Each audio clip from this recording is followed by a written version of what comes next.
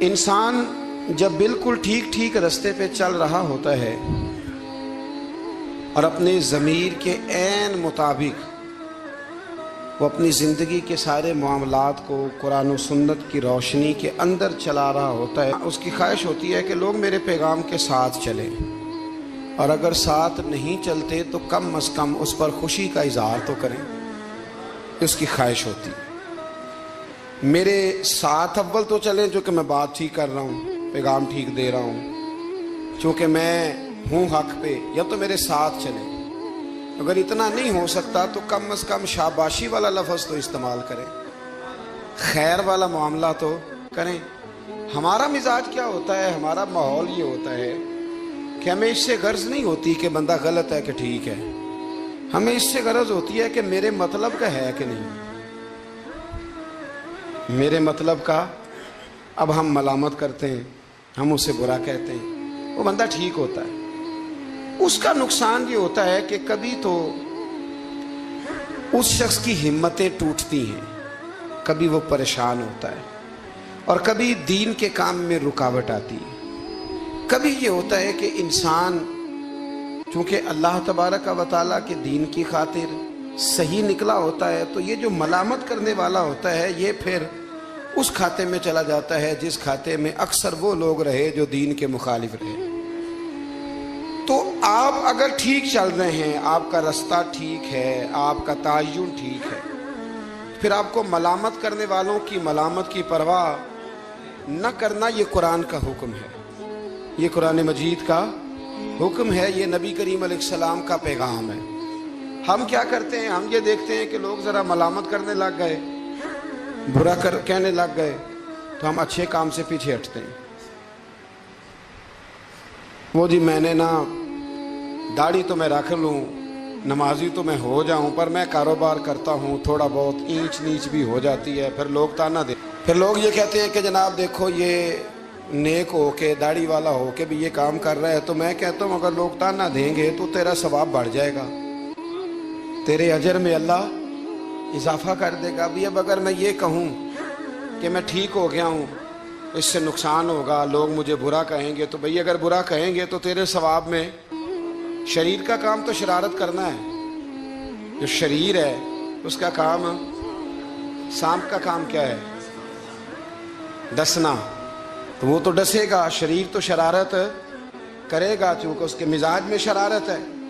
آپ کو کیا کرنا ہے، آپ کو دیکھنا یہ ہے کہ آپ کا رستہ ٹھیک ہے، آپ حق پہ ہیں، پھر آپ کو شریر کی پرواہ نہیں کرنی، ڈسنے والے کی پرواہ نہیں کرنی، رب رسول کی رضا کی طرف دیکھنا ہے، پھر اللہ اور اس کے رسول کی رضا کی طرف دیکھنا ہے، آگے بڑھنا ہے، جد و جہد کرنی ہے، کام کو جاری رکھنا ہے۔ ایک سیانہ بندہ ہوتا ہے، وہ دو گروپوں میں صلح کرانا چاہتا ہے، وہ دو گروہوں کے اندر پل کا کردار ادا کرنا چاہتا ہے، قبیلے کے، برادری کے، خاندان کے لوگوں میں لڑائی ہو گئی، جھگڑا ہو گیا، یہ بندہ صلح کرا سکتا تھا، طاقت تھی، اس کو پتا تھا لوگ میری بات مانیں گے، اس نے مداخلت کی، یہ آگے بڑھا، فوراً ایک شخص نے کہہ دیا تیرا کیا لالچ ہے، چودھری بننا چاہتا ہے، تو سردار بننا چاہتا ہے؟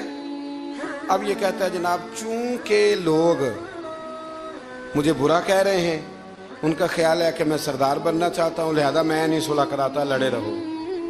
حالانکہ میرے نبی کریم سید عالم نور مجسم صلی اللہ علیہ وسلم نے ارشاد فرمایا ہے، محبوب کریم علیہ السلام نے فرمایا دو گروہوں میں جو صلح کرائے گا رب 2 حج اور 2 عمرے کا ثواب عطا فرمائے۔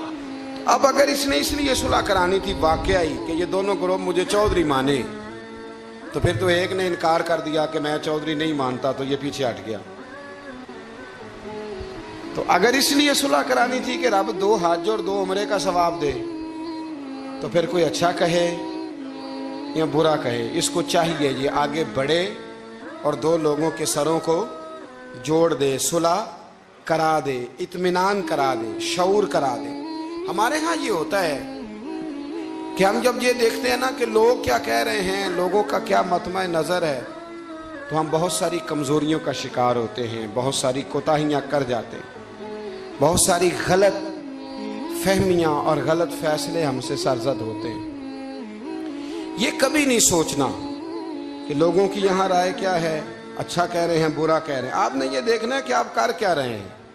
اگر اچھا کر رہے ہیں تو پھر آپ منزل پر صحیح ہیں، پھر آپ نے رستہ چھوڑنا نہیں، آپ نے سفر بڑا سادہ سا کام ہے آج کل ہمارے ہاں. اگر خاندان کے اندر، قبیلے کے اندر دو لوگوں کے رشتہ ہو سکتا ہے، لڑکا اور لڑکی ہمارے اپنوں کے ہیں، اور ہماری تھوڑی سی مداخلت سے معاملہ ٹھیک ہو سکتا ہے، تو میں نے یہ دیکھا ہے کہ بڑے بوڑھے، سارے نہیں لیکن اکثر الا ماشاءاللہ، وہ مداخلت نہیں کرتے. ان کی تھوڑی سی کوشش تھے خاندانوں میں جو تھوڑی تھوڑی باتیں ہیں وہ دور ہو کے رشتے ہو سکتے ہیں، وہ کوشش کیوں نہیں کرتے؟ میں نے یہ کہتے ہوئے لوگوں کو سنا ہے کہ بعد میں جو شکایتیں آئیں گی وہ کون پوری کرے گا؟ آپ کے بہو اور بیٹے کی جو شکایتیں ہیں وہ کون پوری کر رہا ہے؟ آپ کر رہے ہیں نا؟ اگر آپ یہ دیکھیں یہ کام کتنا اچھا ہے کہ آپ نے دو گھروں کو ملا دیا. نبی کریم علیہ السلام نے حضرت ربیہ بن کعب کا نکاح بھی کرایا ہے، حضرت اسامہ بن زید کا بھی حضور نے رشتہ کرایا ہے. نبی پاک علیہ السلام ان کاموں پر توجہ دیتے کہ جہاں میرے آگے بڑھنے سے کہیں غلاموں کے بھلے ہو سکتے ہیں تو حضور آگے بڑھتے، وہ بھلا کرتے. ہمارا کردار کمزور ہو جاتا ہے، ہم کہتے ہیں جی وہ شکایتیں وہ جو علماء آئیں گے تو وہ کس نے لینے ہیں. ایک بزرگ سے میں نے محبت کے ساتھ کہہ دیا تھا، میں نے کہا آپ کی کتنی زندگی ہے؟ 60-70 کے تو آپ ہو ہی گئے. آپ اپنی زندگی سیف کر رہے ہیں اگلے والی کہ مجھے کوئی شکایت نہ دے، ملامت نہ کرے، لیکن 2 خاندان جوڑ رہے ہیں اس سے آپ کنارہ کر رہے ہیں. آپ 10 سال اور زندہ رہ لیں گے، 15 زندہ رہ لیں گے، آپ اپنے ان 15 سالوں کو تو محفوظ کر رہے ہیں، لیکن جو اتنا بڑا خیر کا کام تھا، اچھائی کا کام تھا، بھلائی کا کام تھا، اس کام سے آپ رک رہے ہیں. اسی طرح 2 آدمی لڑائی کر رہے ہیں، جھگڑا کر رہے ہیں، ایک بدتمیز ہے، شرارتی ہے، ظلم کر رہا ہے، زیادتی کر رہا ہے، تکلیف دے رہا ہے. ہمیں پتہ یہ بندہ غلط ہے، ہمیں اس کے خلاف احتجاج کرنا چاہیے، ہمیں اسے روکنا چاہیے، یہاں ہمیں کوشش کرنی چاہیے، لیکن ہم کہتے ہیں کہ میرا بھی نام آ جائے گا، تو وہ اس کے بارے میں لگا ہوا ہے نا. تو بھائی یہ یاد رکھیں مکافات عمل ہے، اگر شر کو روکا نہیں جاتا تو شر پھیل جایا کرتا ہے. اس لیے میرے نبی کریم صلی اللہ تعالی علیہ وسلم نے فرمایا اپنے بھائی کی مدد کرو، وہ ظالم ہو تب بھی مدد کرو، مظلوم ہو تب بھی مدد کرو. تو صحابہ نے عرض کی یا رسول اللہ مظلوم کی مدد تو سمجھ میں آتی ہے، تو ظالم کی کیسے مدد کریں؟ اگر بھائی ظالم ہو تو پھر بھی مدد کرو، تو مظلوم کی مدد تو سمجھ میں آئی، تو یہ جو ظالم بھائی ہے اس کی کیسے مدد کریں؟ تو حضور نے فرمایا اسے ظلم کرنے سے روک دو. یہ بھی تمہارے لیے اس کی مدد ہوگی کہ تم نے اسے بہت بڑے ظلم اور زیادتی سے روک دیا ہے. اسے سمجھاؤ کہ یہاں تم غلط ہو، یہاں تمہارے اندر کوتاہیاں پائی جاتی ہیں، تو اسے منع کر دو، یہ بھی تمہاری مدد ہے. ہم کیا کہتے ہیں؟ ہم کہتے ہیں کہ مینوں کی لگے، میرا بھی ذکر آئے گا، میرا بھی. تو بھی ایسا نہیں ہوتا. شر کو روکنا ہے، برائی کو روکنا ہے. پھر اس رستے میں اگر کوئی شخص ملامت کرتا ہے تو اس ملامت کی پرواہ نہیں کرنی، یہ قرآن مجید کا حکم ہے. حضرت ابو ذر غفاری رضی اللہ تعالیٰ عنہ کہتے ہیں کہ دار ارقم میں نا صحابہ کرام چھپ چھپ کے نمازیں پڑھتے تھے. اور یہ بھی آپ یاد رکھ لیں کہ جب تک نبی پاک صلی اللہ علیہ وسلم نے اعلان نبوت نہیں کیا تھا تو حضور سارے مکے والوں کی آنکھوں کے تارے تھے، سارے صادق اور امین کہتے تھے. اور جب حضور نے کہا قولوا لا الہ الا اللہ، کہو کہ اللہ کے علاوہ کوئی معبود، اب کیا ہوا؟ اب 2 مسئلے ہوئے. ایک تو کچھ لوگوں کے مفادات کو ٹھیس پہنچی، اب انہیں ظلم چھوڑنے پڑیں گے. دین پہ آئیں گے تو ایک ہی صف میں کھڑے ہو گئے محمود و ایاز، نہ کوئی بندہ رہا نہ کوئی بندہ نواز. تو سب کو ایک ہونا پڑے گا، ایک صف میں آنا پڑے گا، ایک جگہ قائم رہنا پڑے گا. اب لوگوں کے مفادات کو ٹھیس پہنچتی تھی. وہ جو ظلم کرتے تھے، غلاموں کو بیچتے خریدتے تھے، ان پر زیادتیاں کرتے تھے، بچیاں دفن کرتے تھے، قبضے کرتے تھے، غریب کا مال لوٹ لیتے تھے. اب یہ سارے مفادات صرف انہیں بت نہیں چھوڑنے پڑتے تھے، انہیں اپنے سارے جرم چھوڑنے پڑتے. وہ کیا کرتے تھے؟ اس حوالے سے کہ اب ہمیں بڑا کچھ چھوڑنا پڑے گا، وہ واپس آ جاتے تھے، بیک ہو جاتے تھے۔ بہت سارے کام ایسے تھے جن میں وہ کمزوری کا شکار ہوتے تھے، وہ محسوس کرتے تھے کہ ہمارے لیے مشکلات بڑھتی چلی جا رہی، تو پھر وہ مخالفت کرتے تھے۔ پھر بات ذرا آگے بڑھی، میرے نبی رحمت، نور مجسم، شفیع معظم صلی اللہ تعالی علیہ وسلم کی انہوں نے معاذ اللہ مخالفت شروع کر دی۔ کلمہ یہ نہیں دیکھا کہ ہمیں حق بات کہی جا رہی ہے تو حق بات پہ عمل کریں، بلکہ حضور کی ایک گروپ یہ تھا، دوسرا گروہ وہ تھا۔ حضرت ابو سفیان رضی اللہ تعالیٰ عنہ مسلمان ہوئے تو وہ بیان کرتے ہیں کہ اس زمانے میں نا اخنس بن شریک نے کہا تھا ابو جہل سے کہ یار ساری زندگی امین صادق اور امین کہتے رہے ہیں، آج ان کی کن پٹیوں پہ سفید بال آئے ہیں اور انہوں نے اعلان نبوت کیا تو ہم کیوں نہیں مانتے؟ تو ابو جہل کہنے لگا یار باتیں وہ ٹھیک کرتے ہیں، کام ان کا ٹھیک ہے، لیکن مسئلہ یہ ہے کہ اگر ہم ان کا کلمہ پڑھ گئے تو پھر چودراہٹ تو اس خاندان میں چلی گئی۔ چودراہٹ کی بنیاد پر حق بات کی مخالفت، کہ چودراہٹ ادھر چلی گئی ہے، بڑائی ادھر چلی گئی ہے، تو حق بات کی مخالفت اس بنیاد پر لوگوں نے شروع کر دی۔ اب ملامت کی جو وجوہات ہوتی ہیں وہ یہاں حسد ہوتا ہے یا عداوت ہوتی ہے، یا اس کی بنیاد یہ ہوتی ہے کہ وہ آپ کے مفادات کو ٹھیس پہنچ رہی ہے، یا آپ محسوس کر رہے ہیں کہ بڑائیاں کسی اور طرف چلی گئیں۔ تو میرے رسول کریم سید عالم نور مجسم شفیع معظم صلی اللہ تعالی علیہ وسلم نے دار ارقم کے اندر، پہلے حضور آنکھوں کے تارے تھے، پھر یہ حالت ہوئی کہ چھپ کے دار ارقم کے اندر صحابہ نے مجھے کہا کہ باہر جا کے بتانا نہ، کہتے ہیں نبی پاک نے جب نصیحتیں کی نا تو حضور نے مجھے یہ نصیحت فرمائی کہ ابو ذر کلمہ تو نے پڑھ لیا ہے، اب لوگ تمہیں برا کہیں گے، ملامت کریں گے، پر تم نے کسی ملامت والے کی پرواہ، تم نے کسی کی پرواہ، تم نے پرواہ نہیں کرنا۔ کہتے میں نے وعدہ کر لیا۔ حضرت ابو ذر غفاری رضی اللہ تعالیٰ عنہ ارشاد فرماتے ہیں کہ میں نے حضور سے وعدہ کر لیا کہ اب میں کسی کی پرواہ۔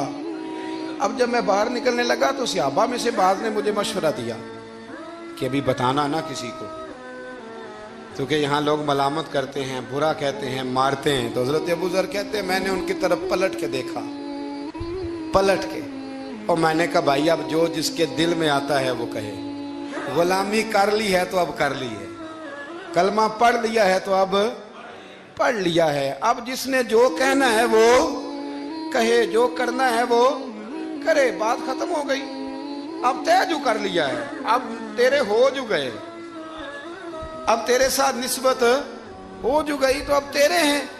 اور کہنے لگے میں نے حضور سے وعدہ کیا ہے کہ اب میں کسی کی پرواہ نہ کریں۔ داتا گنج بخش علی اجمیری رحمت اللہ علیہ فرمایا کرتے تھے کہ حق بات پر اور سچے رستے پر چلنے کا تو مزہ ہی تب آتا ہے جب دل ٹوٹتا ہے، جب تکلیف ہوتی ہے۔ تو رب فرماتا ہے مجھے ڈھونڈنا ہو تو ٹوٹے ہوئے دلوں کے پاس ڈھونڈا کرو، میں ٹوٹے ہوئے دلوں کے پاس ملتا ہوں، مجھے ڈھونڈو تو وہاں جا کے ڈھونڈو، میں ٹوٹے ہوئے دلوں میں ملتا ہوں، وہاں مجھے تلاش کرو، میں وہاں ملوں گا۔ جب آپ کی لوگ مذمت کرتے ہیں، جب آپ کو لوگ برا کہتے ہیں اور آپ ہوتے ہیں حق پہ، پھر مزہ کتنا آتا ہے، پھر لطف کتنا آتا ہے۔ آپ بظاہر تکلیف میں ہوتے ہیں لیکن وہ جو آپ کے اندر کی، اور پھر آپ کو وہ چیزیں محسوس کرنے بھی مزہ آتا ہے کہ نبی کتنی تکلیف میں رہے، رسول کتنی۔ ایک بات میں نے سورہ اعراف میں دیکھی، اس کو کبھی کبھی دیکھتا ہوں تو میں ورطہ حیرت میں گم ہو جاتا ہوں کہ یہ بھی ہوتا ہے۔ حضرت موسیٰ اللہ کے بڑے لاڈلے نبی ہیں یار، وہ پیغمبر، رب کریم کے وہ رسول کہ جن کا اللہ تعالیٰ نے قرآن مجید کے کم و بیش ہر پارے میں تذکرہ فرمایا ہے، اور اللہ کے وہ لاڈلے نبی جن کے لیے رب کریم نے دریا کو کہا کہ رستہ چھوڑ دے، 12 رستے بن گئے۔ اللہ کے وہ نبی جن کے لیے اللہ نے من و سلوہ نازل فرمایا، اللہ کے وہ رسول جو پتھر پر اپنا عصا مارے تو اللہ 12 چشمے پانی کے جاری فرما دے، اللہ کے وہ نبی جو اپنا عصا، اپنی چھڑی زمین پر پھینک دیں تو وہ اژدہا بن جائے۔ حضرت سیدنا موسیٰ کلیم اور سب سے بڑی بات یہ جن سے رب خود باتیں فرمائے، اللہ جن سے کلام فرمائے۔ ابن یعقوب کو اللہ نے صورت بخشی، ید بیضا کی کلیم اللہ کو نعمت بخشی، ہر نبی کو کوئی عزت کوئی عظمت بخشی، پر میری سرکار کو بے پردہ زیارت بخشی، میری سرکار کو بے پردہ زیارت بخشی۔ تو نبی کریم علیہ السلام سے قبل حضرت موسیٰ علیہ السلام کتنا اللہ نے شان دیا ہے، لیکن حضرت موسیٰ کے آنے سے پہلے بنی اسرائیل کے بچے قتل ہونے لگے۔ آپ نے ساری بات سنی ہوئی ہے، فرعون نے خواب دیکھا تھا، پھر بچے قتل کرانے لگے کہ وہ بچہ پیدا نہ ہو، اور پھر حضرت موسیٰ تشریف لائے تو بنی اسرائیل کو کچھ جہاد بھی کرنا پڑا، اس کے فرعون کے خلاف لڑنا بھی پڑا، آگے بھی بڑھنا پڑا۔ تو سورہ اعراف میں مفہوم آیت یہ ہے کہ ایک دن بنی اسرائیل والے حضرت موسیٰ سے کہنے لگے کہ معاذ اللہ، آپ کے آنے سے پہلے بھی ہم تکلیف میں تھے اور آپ کے آنے کے بعد بھی ہم اذیت میں ہیں۔ بڑا مشکل نہیں یہ لفظ کسی کا بیان کرنا کسی کے لیے، کہ آپ کے سبب سے گویا ہمارے بچے قتل ہوئے اور آپ کے سبب سے ابھی بھی ہم تکلیف میں ہیں، ہم اذیت میں آئے ہیں۔ میرے بھائیوں، پھر سچ کہا تھا نا حضرت سعد بن عبادہ نے کہ یا رسول اللہ، ہم حضرت موسیٰ کی قوم نہیں، ہم حضرت موسیٰ کی قوم نہیں جو آپ سے کہیں گے آپ لڑیں یا آپ کا رب لڑے۔ حضور، ہم تو آپ کے غلام ہیں، آپ جہاں جہاں اشارہ کرتے جائیں گے ہم سر قربان کرتے جائیں گے۔ ہم وہ نہیں ہیں جو کہیں گے آپ لڑیں اور آپ کا رب لڑے۔ حضور، ہم حاضر ہیں اور حاضر رہیں گے، جاننے دیں گے، گردنیں کٹائیں گے۔ حاضر ہیں اور حاضر، بولیے حاضر ہیں اور حاضر، غلامان محمد جان دینے سے نہیں ڈرتے، یہ سر کٹ جائے یا رہ جائے کچھ پرواہ نہیں کرتے۔ تو رسول کریم صلی اللہ تعالی علیہ وآلہ وسلم سے قبل آپ دیکھیے حضرت موسیٰ کے لیے اتنی بڑی بات کر دی جناب موسیٰ کی قوم، کہ حضرت موسیٰ پھر بھی دین حق کی بات کرنے سے پیچھے ہٹے۔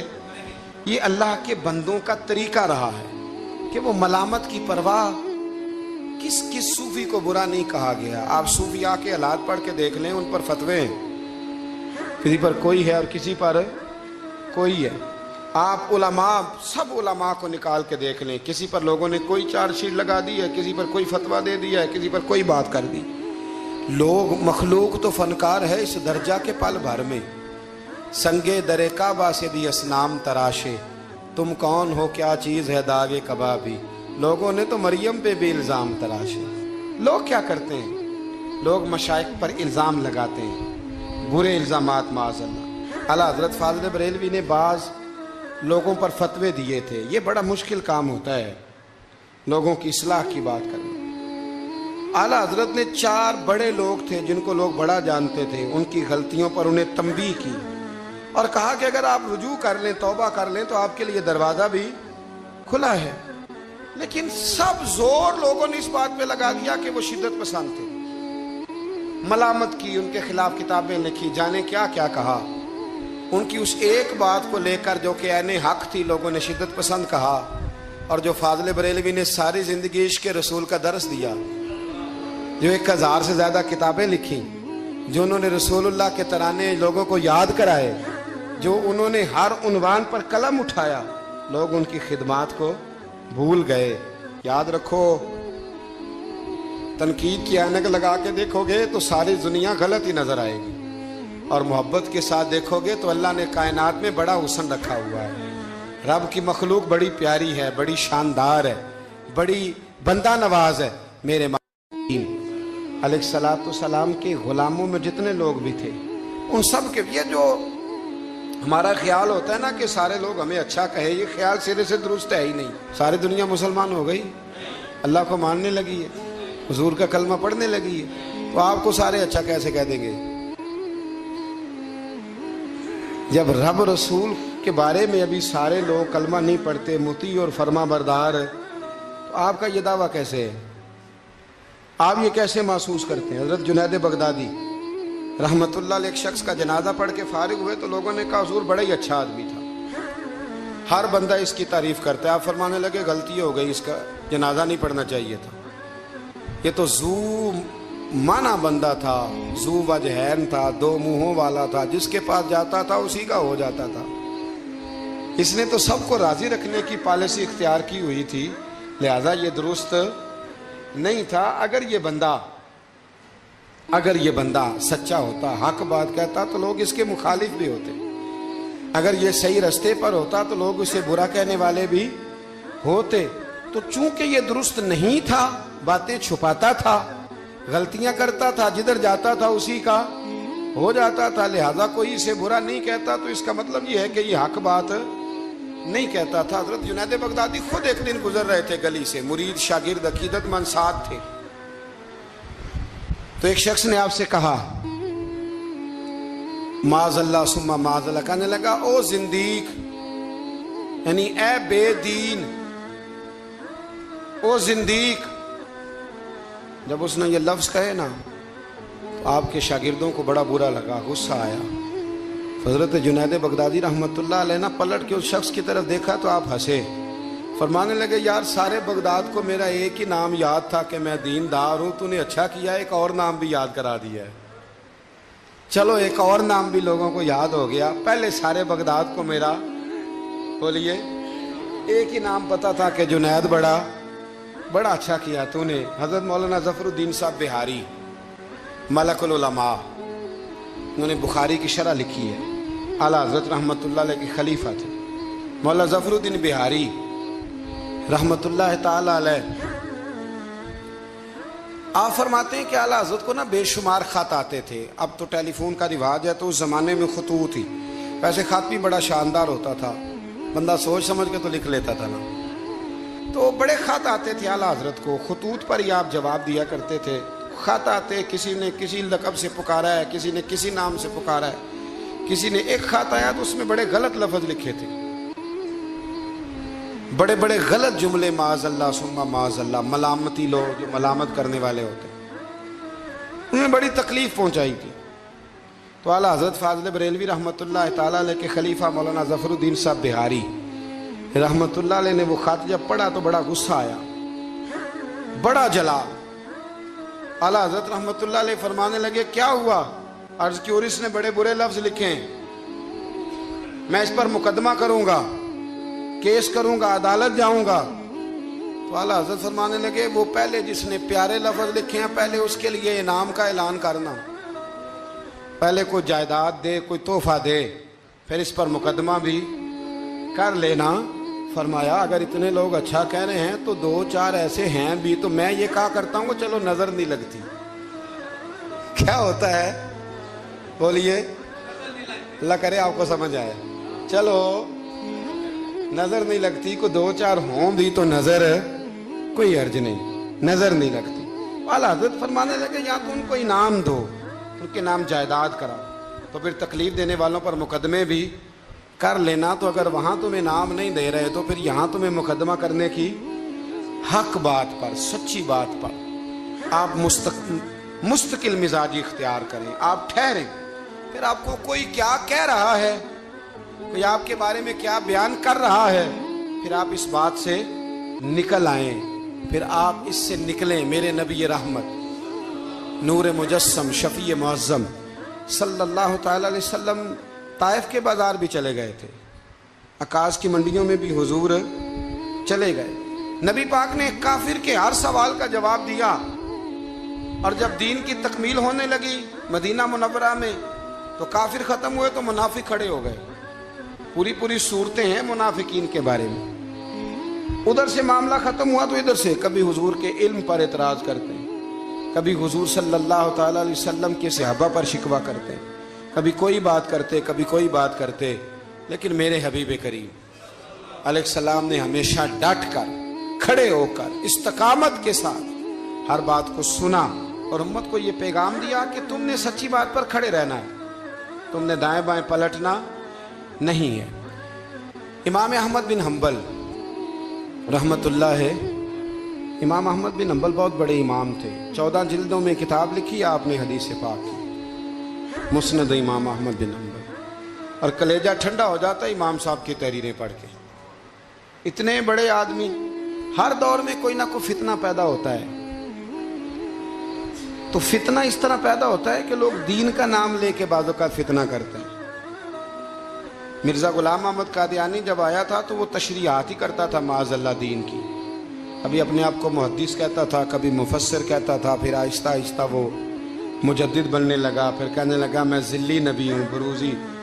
پھر اس بے ایمان نے کھل کر اپنے باطن میں چھپی ہوئی ہر غلاظت کا ذکر کرنا شروع کیا. تو دین کے اندر داخل ہو کر دین کا نام لے کر جو فتنے برپا کیے جاتے ہیں, اللہ تعالیٰ ان سے محفوظ فرمائے, اللہ تعالیٰ ہمیں محفوظ فرمائے.